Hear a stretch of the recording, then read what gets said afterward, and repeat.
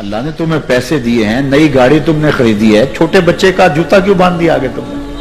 جوتا باندھنے سے اگر یہ ایکسیڈنٹ سے, حادثے سے گاڑی بچ سکتی ہوتی ہے تو پھر پاکستان کے جتنے پی آئی اے کے جہاز ہیں سب پر باندھ دینا چاہیے, سب پہ جوتے لٹکے ہوئے ہوں. عجیب تم نے فلسفہ تراشا. کسی نے جو ہے وہ کالی رنگ کی پٹی باندھ دی نیچے جس سے اس کو نظر نہیں لگے گی. گھوڑے کے پاؤں کے نیچے جو کھری لگی ہوئی ہوتی ہے, کچھ لوگوں نے اپنے گھروں میں وہ باندھی ہوئی ہوتی ہے کہ اس سے ہمارے گھر کے اندر کوئی مصیبت نہیں آئے گی, کوئی تکلیف نہیں آئے گی. کسی نے ہنڈیا اپنے گھر کے اوپر الٹی رکھی ہوئی ہوتی ہے, یہ ہنڈیا بچا لے گی. اور میاں ہنڈیا کیا بچائے گی تجھے؟ اللہ کے قہر سے کچھ نہیں بچا سکتا. جب تمہارے اوپر کوئی مصیبت نازل ہونی ہے تو کچھ نہیں بچا سکتا. اگر بچنا چاہتے ہو تو پھر اللہ سے استغفار کرو, اللہ تعالیٰ کی تسبیح کرو, اللہ کی تحلیل کرو, میرے حضور پہ درود پڑھو, پھر دیکھنا کہ مصیبتیں ٹلتی ہیں یا نہیں ٹلتی. تو یہ خام خواہ کے رکیے اور یہ عامل لوگ جو ہیں ان کا تو کام ہی یہی ہے.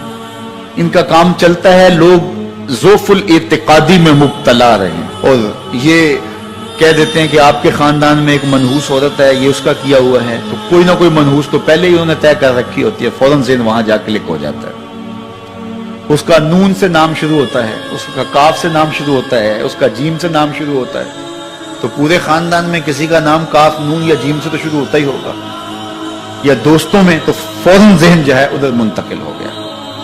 اب یہ بابا جی نے بتا دیا ہے, ہاں ہاں ہاں اس نے یہ بات کی تھی, کچھ باتیں یاد آنے لگی. اس کاف سے شروع ہونے والے نام کے ساتھ نفرت پیدا ہو گئی. اس بابے نے نفرت کا کاروبار کیا. اس نے تو 100 روپے 200 روپے لے لیے, لیکن دو انسانوں کے اندر نفرت ڈال دی. اس کا گریبان کل قیامت کے دن پکڑا جائے گا. ان ملنگوں کے پاس, ان ذوف الاعتقادی کو پھیلانے والوں کے پاس کبھی نہ جاؤ. تمہیں مصیبت پڑی ہے, تمہیں لگ رہا ہے کہ شاید میرے اوپر جادو ہے, تو پڑھو نا سورہ بقرہ, جادو جڑ سے اکھڑ جائے گا. 40 دن اپنے گھر میں سورہ بقرہ پڑھو, برکت ہوگی. کہتے ہیں مولوی صاحب 40 دن تو نہیں پڑھی جا سکتی, 2.5 پارے, ہمیں کوئی تعویذ ہی کرتے ہیں. ہم شارٹ کٹ چاہتے ہیں نا, روزانہ صبح 2.5 پارے سورہ بقرہ پڑھے, یہ تو ہم سے نہیں پڑھی جائے گی. تو آپ کوئی تعویذ ہی لکھ لیں. کاروبار میں برکت نہیں, میں کہتا ہوں پڑھو نا سورہ واقعہ, 3 رکوع ہیں, برکت ہوگی. ہم کہتے ہیں ہمیں تعویذ ملنا چاہیے, بس وہ ہم گلے میں رکھ دیں, بٹوے میں رکھ لیں, پرس میں رکھ لیں, اور ہمارا کام ہو جائے, ہمیں کچھ بھی نہ پڑھنا پڑے, ہمیں وضو تک نہ کرنا پڑے, نماز نہ پڑھنی پڑے, اور برکت ہو جائے. ایسے برکت تو نہیں آتی. اس لیے چھوڑو ان کی جان, آؤ قرآن مجید پہ آؤ, آؤ سجدوں پہ آؤ, آؤ دعاؤں پہ آؤ. سحری کے وقت اس کی رحمتیں آواز دے رہی ہوتی ہیں, حل من مسترزقن, ہے کوئی رزق مانگنے والا, اور تم اس وقت سوئے ہوئے ہو, سارے دن ٹھوکریں کھاتے ہو. آؤ نہ اس وقت جھولی پھیلا کے, ہاتھ پھیلا کے کہو مالک تو جھولیاں بھر دے. تو پھر دیکھنا, میرا بیٹا سالم مشرکین کی قید میں ہے اور میں فاقوں کی حالت میں ہوں. تو فرمایا آل محمد کے پاس ایک سیر جو ہیں, بس اس کے علاوہ ہمارے پاس بھی کھانے کے لیے دنیاوی اسباب نہیں ہیں. کہا صبر کرو اور اللہ سے ڈرو, اور لا حول ولا قوت الا باللہ کثرت کے ساتھ پڑھو. یہ ایسا وظیفہ ہے, ایک حدیث پاک میں آتا ہے کہ یہ 99 بیماریوں کا علاج ہے. اس میں سب سے کم درجے کی بیماری ہم اور غم ہے. یہ دکھوں کا مداوع ہے, مشکلات کا علاج ہے, اور یہ وظیفہ میرے حضور نے بتایا. حضرت ابو ذر غفاری رضی اللہ تعالیٰ عنہ کو حضور نے 5 چیزیں بتائی تھی. ان میں سے 5ویں چیز یہ تھی کہ ابو ذر کثرت کے ساتھ لا حول ولا قوت الا باللہ پڑھا کرو. فرمایا عرش الہی کے نیچے ایک خاص خزانہ ہے, یہ وظیفہ وہاں سے آیا ہے. یہ زندگی میں معمول بنا لو, جب پھنس جاؤ, مشکلات میں آ جاؤ, تو لا حول ولا قوت الا باللہ پڑھو, اللہ راستے کھولے گا. تو حضور نے 3 چیزیں فرمائی, اللہ سے ڈرو, صبر کرو, اور کثرت کے ساتھ لا حول ولا قوت الا باللہ پڑھو. وہ فرماتے ہیں کہ میں یہ عمل شروع کیا, ابھی گھر میں بیٹھا ہی تھا کہ دروازے پہ دستک ہوئی, تو میں اٹھا کہ دروازہ کھولوں دیکھوں کہ کون ہے. تو دروازہ کھولا, دیکھا میرا بیٹا کھڑا ہے اور اس کے پیچھے 100 اونٹ کھڑے ہیں. تو میں نے کہا کہ تم اور یہ اونٹ؟ کہا مجھے موقع لگ گیا, میں ان کی قید سے بھاگ آیا. وَيَرْزُقْهُ مِنْ حَيْثُ لَا يَحْتَسِبُ، وہ تمہیں وہاں سے رزق دے گا جہاں سے تمہیں گمان بھی نہیں۔ اس کے ہو کے تو دیکھو، اللہ اکبر، اللہ کے ہو جاؤ تو پھر وہ تمہاری ضرورتوں کا کفیل ہو جائے۔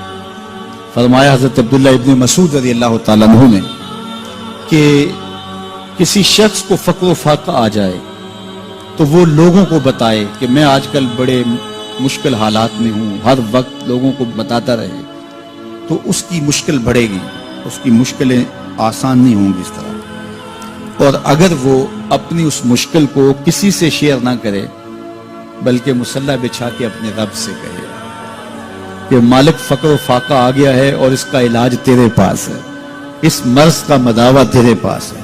تو حضرت عبداللہ ابن مسعود فرماتے ہیں کہ رسول کریم نے فرمایا جلد یا بدیر اللہ اس کو مالا مال فرما دے گا۔ یہ بھی کبھی کر کے دیکھو، مشکل آ جائے، فاقہ آ جائے۔ اور قرآن مجید کا دل سورہ یاسین ہے، جس نے ایک مرتبہ سورہ یاسین کی تلاوت کی اللہ 10 مرتبہ قرآن پڑھنے کا ثواب عطا کرے۔ اور کتنا بڑا اجر ہے، آپ ایک سال میں بھی شاید 10 قرآن مجید نہ ختم کر سکیں اور سورہ یاسین پڑھیں تو 10 مرتبہ قرآن مجید پڑھنے کا ثواب نصیب ہوگا۔ تو اپنی صبح کا آغاز سورہ یاسین سے کیا کریں، نماز فجر کے بعد اشراق تک سورہ یاسین پڑھ لیا کریں۔ سورہ یاسین اگر آپ پڑھ کے اپنے دن کا آغاز کرتے ہیں آپ کا سارا دن خیر سے گزرے گا۔ اس دن اگر کاروبار کریں گے تو برکت ہوگی، اس دن بہت ساری بیماریوں سے، آفات و بلیات ارضیہ اور سماویہ سے بچے رہیں گے، لوگوں کے شر سے، حادثات سے محفوظ رہیں گے۔ میرے حضور نے ارشاد فرمایا قرآن مجید میں ایک سورت ہے جس کی 30 آیات ہیں، اگر کوئی شخص اس کی تلاوت کرتا ہے تو وہ سورت پڑھنے والے کی شفاعت کرتی ہے اور اتنی بار شفاعت کرتی ہے کہ اس کو بخشوا کے چھوڑتی ہے۔ وہ سورت کون سی ہے؟ وَهِيَ تَبَارَكَ الَّذِي بِيَدِهِ الْمُلْكُ، یہ سورۃ الملک ہے، 30 آیتیں ہیں۔ جو شخص اس کی تلاوت کرے یہ اتنی بار سفارش اللہ کی بارگاہ میں کرتی ہے کہ اپنے پڑھنے والے کو بخشوا کے چھوڑتی ہے۔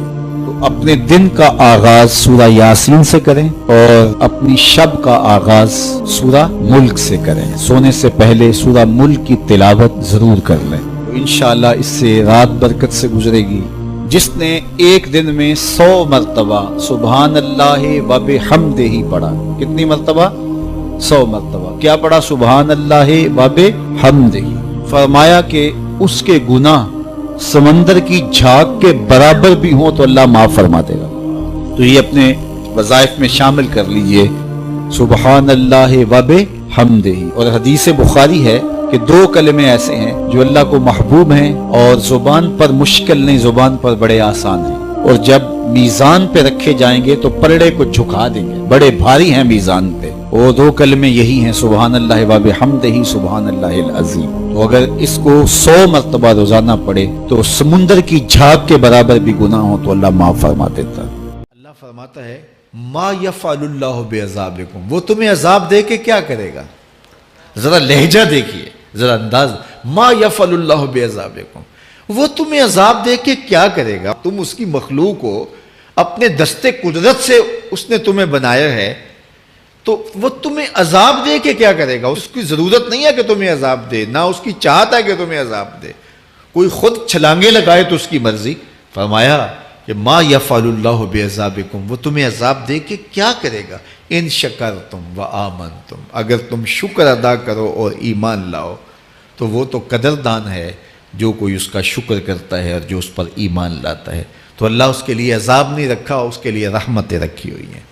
تمہیں دستے قدرت سے بنایا ہے اور وہ تمہیں خوش دیکھنا چاہتا ہے، تمہیں خوشحال دیکھنا چاہتا ہے، تمہیں سرشار دیکھنا چاہتا ہے، تمہیں نہال دیکھنا چاہتا ہے، تمہاری زندگی کو خوشگوار دیکھنا چاہتا ہے۔ تم نے اپنے آپ کو خود اپنے اعمال کی وجہ سے مصیبتوں میں ڈالا ہے، تو کہا شکر کرنے کی عادت ڈال لو، دیکھنا پھر اللہ تعالیٰ جل شانہ کی رحمتیں تمہارے اوپر کس طرح اترتی ہیں، اس کی نوازشیں تمہارے اوپر کیسے برستی ہیں۔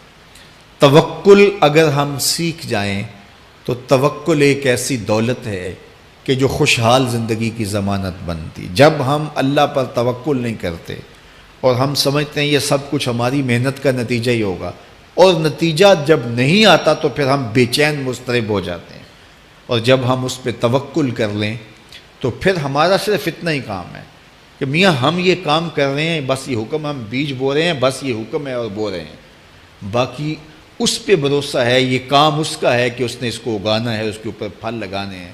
تو جب اس پہ توکل ہو جائے تو بندہ سوکھا رہتا ہے، ورنہ بندہ مشکل میں مبتلا ہو جاتا ہے۔ بسا اوقات ایسا ہوتا ہے کہ بندہ ایک منصوبہ تیار کرتا ہے، اس کا عملی نتیجہ اس کو سامنے نظر آ رہا ہوتا ہے، لیکن نتیجہ بالکل الٹ جاتا ہے۔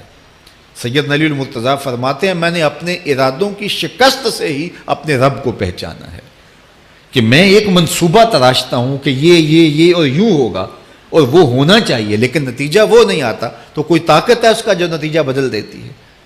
تو بندہ اس طاقت پہ یقین کرتے، اس پہ توکل کر کے جو ہے وہ اس پہ بھروسہ کر لے تو زندگی سوکھی ہو جاتی ہے۔ مغرب میں جو اللہ پر یقین نہیں رکھتے وہ خودکشی کر لیتے ہیں کہ یہ کیوں ہو گیا، ایسا نہیں ہونا چاہیے تھا، لیکن ہم خودکشی اس لیے نہیں کرتے، ہم کہتے ہیں میرا رب جس طرح چاہے اس طرح ہی ہوتا ہے، جو اس نے طے کیا ہوا ہے وہ کر کے رہتا ہے، اس لیے تم اس پہ توکل کر لو اور اس پہ بھروسہ کرو۔ حضور علیہ الصلوۃ والسلام نے فرمایا لو انکم توکلون علی اللہ حق توکلہ، اللہ پر توکل کرنے کا جو حق ہے اگر تم وہ ادا کر دے تو فرمایا اللہ تمہیں ایسے رزق عطا کرے جیسے پرندوں کو عطا کرتا ہے۔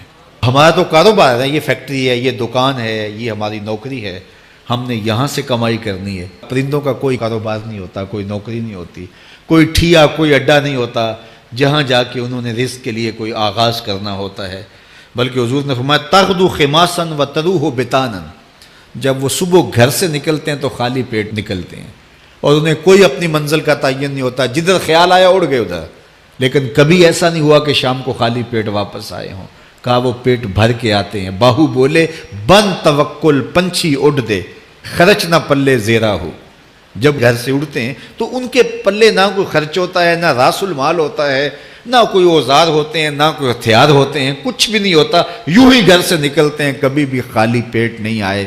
فرمایا اگر اللہ پہ پرندے توکل کر لیں تو اللہ اسے بھی عطا کرتا ہے، تم توکل کرو گے تو تمہیں عطا نہیں کرے گا۔